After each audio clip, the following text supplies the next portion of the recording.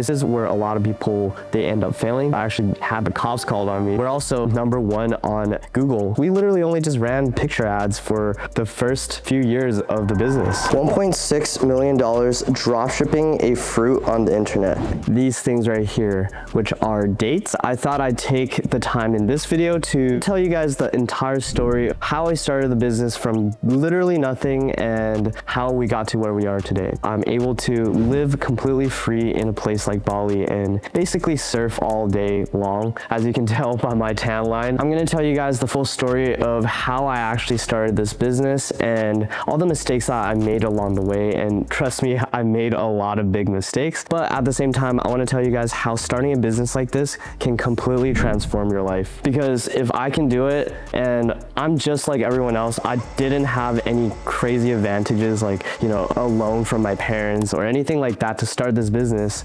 then any one of you guys can too. So it all started when I was going to college at UC Irvine. I had a bunch of different side hustles, and the first side hustle that I had that really started to take off was actually selling these anime figurines. And at a certain point, I started getting enough sales to where I could actually start hiring a customer service manager. I didn't have a crazy budget, so I thought the best way to find a customer service manager would be to actually post into all my school's Facebook groups and ask other students if they're interested. Luckily enough, this girl named Rebecca, she applied for that position. She did such a flawless, amazing job at it, and we became friends through that. And she saw that I was, you know, making a good amount of money with all these side hustles, and, you know, naturally I wanted to help her a bit as well. So I taught her how to sell stuff on eBay, taught her how to sell stuff on Facebook Marketplace, and eventually she just went on and just started doing all those things herself. And I really thought nothing of it. She was making a good amount of money, maybe like a couple $100s a week extra, and we were super happy for her. Eventually, after one of our team meetings, she told me I've been doing a bunch of different side hustles as well, and one of them, I actually started selling dates from my backyard because my family had a few trees growing, and, you know, we normally would just bear the fruit for ourselves. This season we had a lot of dates, so I thought I would sell them on eBay as well, and turns out that they're actually selling out pretty well. She didn't know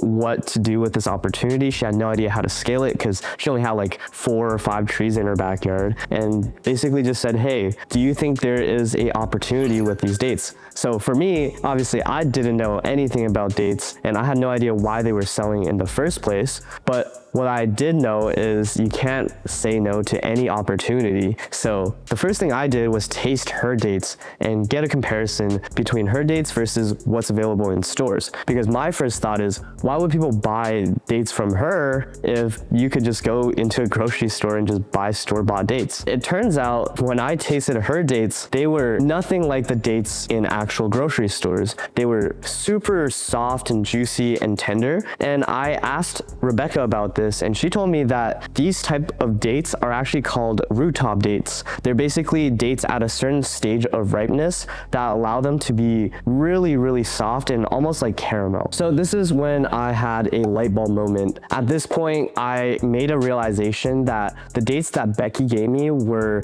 miles and miles better than what was available in the grocery stores. I didn't realize that grocery stores actually froze their dates for up to a few years sometimes before they actually get to the end consumer.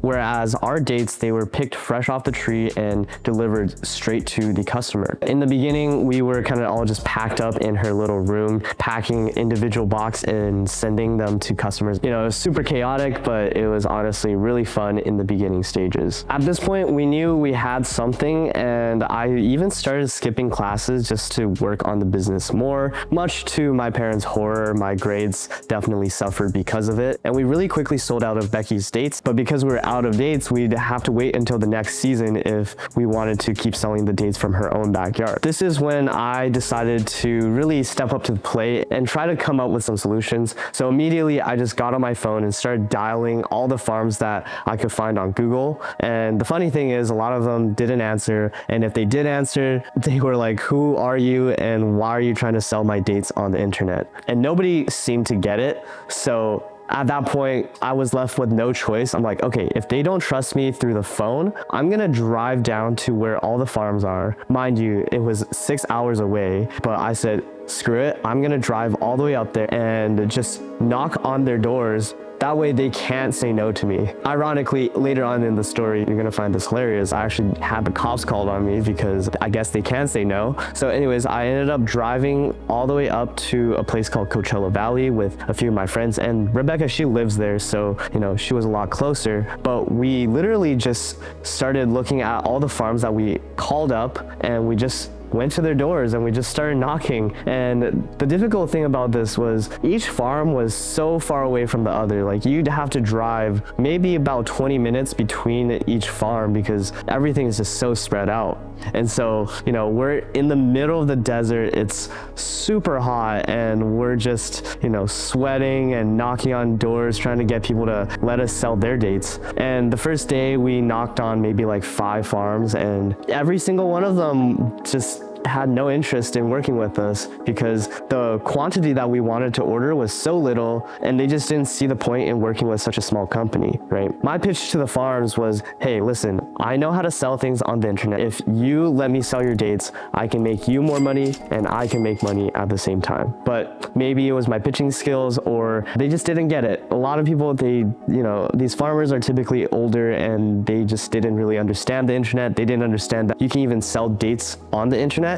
So naturally, a lot of them just kind of shut me down. And by the end of the weekend, we were pretty discouraged. We knocked on so many doors and every single one of them said no. I remember it was our last day and we were driving back to Rebecca's place from the farm, and the sun was setting and everyone was just kind of like so sad in the car because like, damn, we just basically wasted this entire time trying to do something that wasn't even possible. And the crazy thing was, right as we were about to get back, I get a phone call and it was this random number. I didn't know who it was, but I was picking up every single phone call because who knows, right? It might just be the opportunity. And so I pick up the phone, and this guy, he's just like, hey, so I heard you're trying to sell dates on the internet. And he was asking for more information because he was interested. And we were so excited. And so, we kept talking and he eventually agreed to selling us a pretty small amount of dates. It was like maybe £1,000 or something. And to us, that was crazy. That was an insane amount of dates. Like, I scrambled to Shopify and built a store literally in a day. And, for the name, I literally just used a random name generator and I came up with the date Oasis. My number one mistake was I didn't do the due diligence of checking if the name was trademarked or not. So later on, we ended up getting a complaint from that company. They were like threatening to sue us and stuff. So we eventually changed our name and rebranded to medjooldays.com. Now, in terms of the company setup, we used LegalZoom to set up a LLC. And inside the LLC, we had a partnership agreement between the partners set up beforehand so that later on things wouldn't get messy. And to this day, we have a very good relationship working with each other. Now, in terms of shipping, we were able to really save a lot of money on shipping through using platforms like ShipStation and Shipping Easy. They give you more discounted rates on your shipping labels. And on top of that, we utilize flat rate boxes to help us shave off even more money. The only thing I knew how to do at that time was Facebook ads. So I literally just had Rebecca snap a picture of the dates, and I'll put it right here. This was the picture, and I put an ad copy saying it was like the end of season sale, and that one ad alone in our first month drove $40,000 in revenue to us. And it was just such a surreal moment because we went from literally selling a few boxes of dates on eBay to selling $40,000 worth of dates in a single month. That's the crazy thing, right? If you find a underserved market and you sell a product that addresses what they need more than all the other competitors, you're gonna have a huge edge, and Facebook ads is gonna be a lot easier to run at the same time. For us, we literally only just ran picture ads for the first few years of the business. So that's when we actually got to work and really started getting busy and building systems. The first thing that I build is customer service. So I love to use a platform called Gorgeous to handle all of the customer service. And on top of that, I'll hire a customer service manager off of onlinejobs.ph or Upwork, or maybe your personal personal network would work as well. And you have them basically be in charge of everything to do with customer service. So that could be answering inquiries, it could be making short macros or quick responses to people, just so that you can really speed up the process of customer service. Now, I would say for the first customer service person you hire, you should really hire someone with a fair amount of experience, because then they can kind of take everything they already know and implement it into your business, as opposed to starting from scratch and trying to figure everything out on your own. The next system that I would really focus on dialing in is your logistics and fulfillment. Definitely put a bit of time and effort into figuring out the right boxes to use, figuring out what type of shipping service to use, and really going through the numbers and calculating all your margins. The third most important system to set up is a marketing engine. We got lucky with our first creative, which was just an image, but afterwards you need to develop a way to consistently have fresh video ideas, creative ideas, ad ideas coming into your pipeline, so that you can keep getting consistent traffic. This is where a lot of people, they end up failing, because yes, they might have had initial success, but they weren't able to keep the traffic coming in. So for my current business, we actually expanded a lot to other channels, such as email marketing, which makes up for the majority of our revenue now. And we're also #1 on Google. So if you search up Medjool dates, we're ranked #1. So we invested pretty heavily into SEO as of recently, and that's paid off a ton for us. Our ultimate goal was to reduce our reliance on ads as much as possible, because it's really unsustainable and unreliable to kind of just rely on one channel for all of your sales. So we started selling on Amazon recently, which has been doing really phenomenally well for us, and also on eBay, Etsy. Basically, for your product, you want to get on as many channels as possible to maximize your chances of success.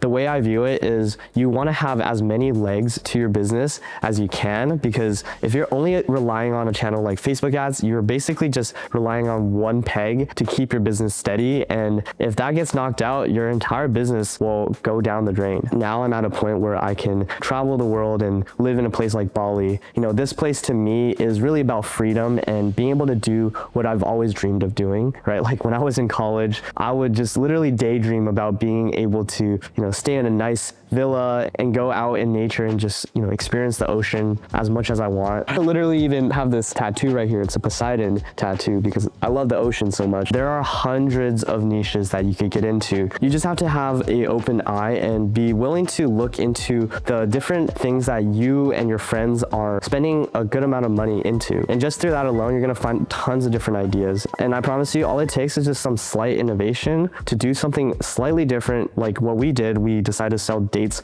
on our own website. Most people are gonna probably watch this and they're gonna feel inspired but not do anything about it. My question to you guys is, are you going to do something about it? With that being said, thank you guys so much for watching, and I'll see you on the next one.